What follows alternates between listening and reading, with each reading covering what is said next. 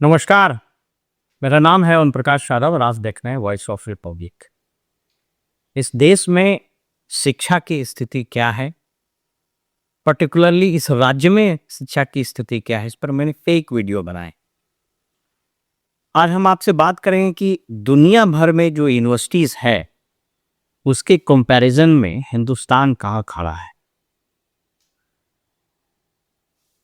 एक global firm है, cocoa rally Simmons बोलते हैं उसको।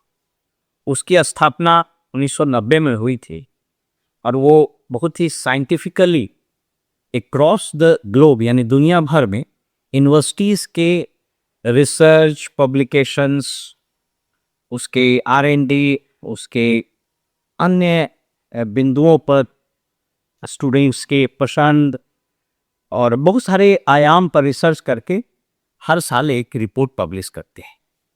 इस बार इसने एक ग्लोबल यूनिवर्सिटीज़ की रैंकिंग 2026 यानी इस साल जो स्थिति है इसका एक रिपोर्ट मार्च में पब्लिश किया था। उस पर बड़े चौंकाने वाले आंकड़े आए हैं।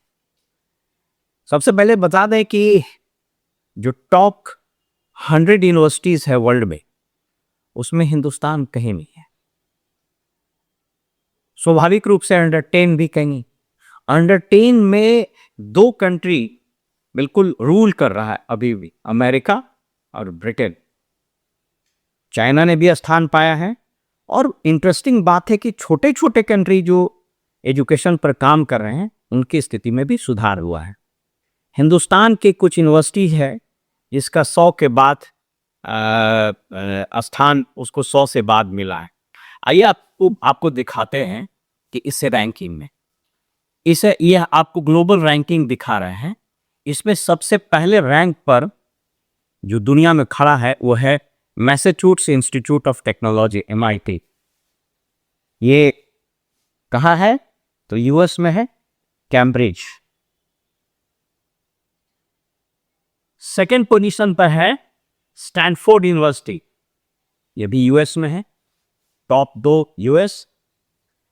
इसका जो मैसाचुसेट्स का ओवरऑल स्कोर है 95.9, दूसरा 93.5। थर्ड में स्विट्जरलैंड की एक यूनिवर्सिटी है ETH यूरिक में। फोर्थ में ऑक्सफोर्ड इंग्लैंड, ऑक्सफोर्ड इतना हम लोग उसका नाम सुनते हैं। पांचवें में फिर इंग्लैंड का कैम्ब्रिज। इस देश के भी कई राजनेता कैम्ब्रिज से पढ़े। छठे पोजीशन में University of California, again US, इसलिए मैंने कहा कि ये US और इंग्लैंड। छठे पोजीशन पर यूनिवर्सिटी ऑफ कैलिफोर्निया, बार्कलेस। सातवें पोजीशन पर इंपीरियल कॉलेज लंदन, ब्रिटेन। आठवें पोजीशन पर नेशनल यूनिवर्सिटी ऑफ सिंगापुर। इसकी खूब चर्चा होती है, इसके खास करके मैनेजमेंट वगैरह की पढ़ाई। और इस देश में भी बड़े बड़े ब्यूरोक्रेट और नेताओं और इंडस्ट्रीज के बच्चे यहाँ पढ़ते हैं। देख लीजिए सिंगापुर कब आजाद हुआ। इस देश की पैदाइश इंडिया के कंटेम्पोररी है, लेकिन कहाँ वो खड़ा हो गया, आखिरी रैंक पर पड़ा है। 9वां में अगेन हार्वर्ड वगैरह नीचे गया है। और ये ट्रंप की जो नीति है उस नीति का भी प्रभाव आना शुरू हो गया। कहता ना, इंस्टीट्यूशंस बनाने में भी वक्त लगता है लेकिन बिगड़ने में भी टाइम थोड़ा लगता है। JNU वगैरह कहाँ था और धीरे धीरे कहाँ चलाया। दिल्ली यूनिवर्सिटी कहाँ था, कहाँ चलाया।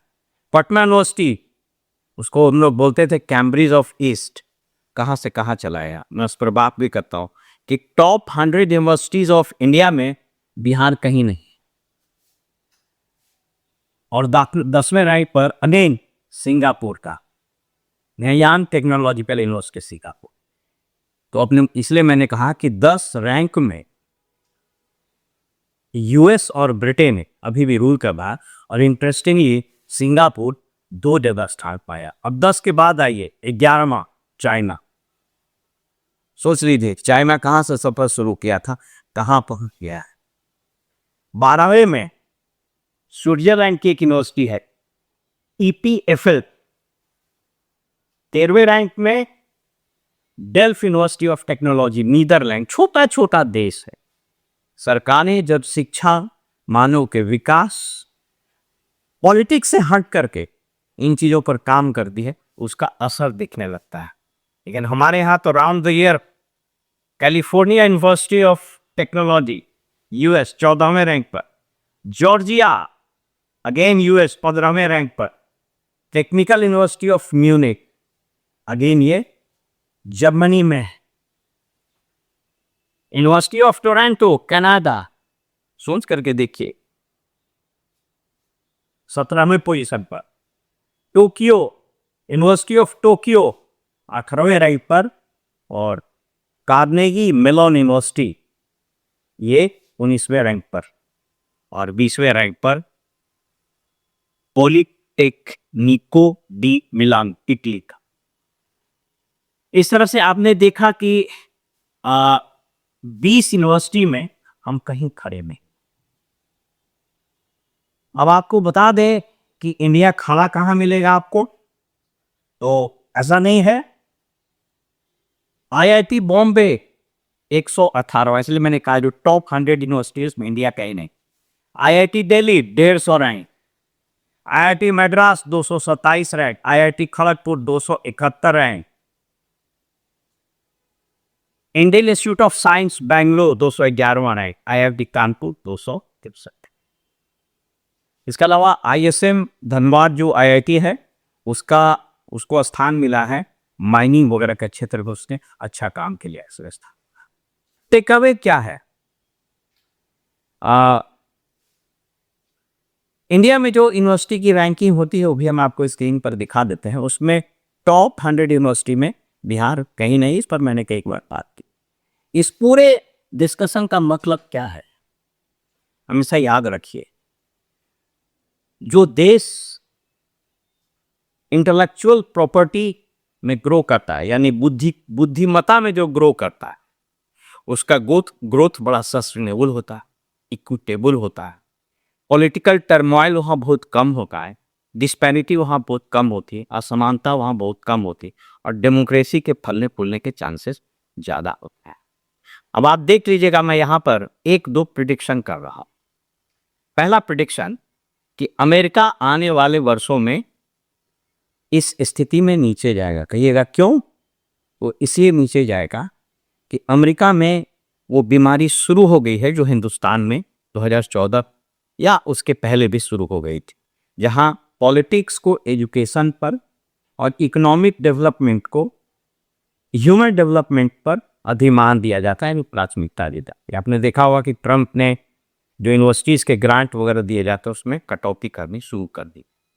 अमेरिका लास्ट 2-3 डिकेड में बहुत तेजी से इस पर काम कर रहा है कि हम कैसे इंफ्रास्ट्रक्चर में डेवलप कर जाए, इसलिए इस पर गिरावट हो गई। दूसरा प्रिडिक्शन हम कर रहे हैं, चाइना बहुत तेजी से आगे जाएगा, रिसर्च एंड डेवलपमेंट पर बहुत तेजी से वो काम कर रहा है। हिंदुस्तान आने वाले वर्ष में अभी भी इसके ऊपर जाने के चांसेस बहुत ही कम है।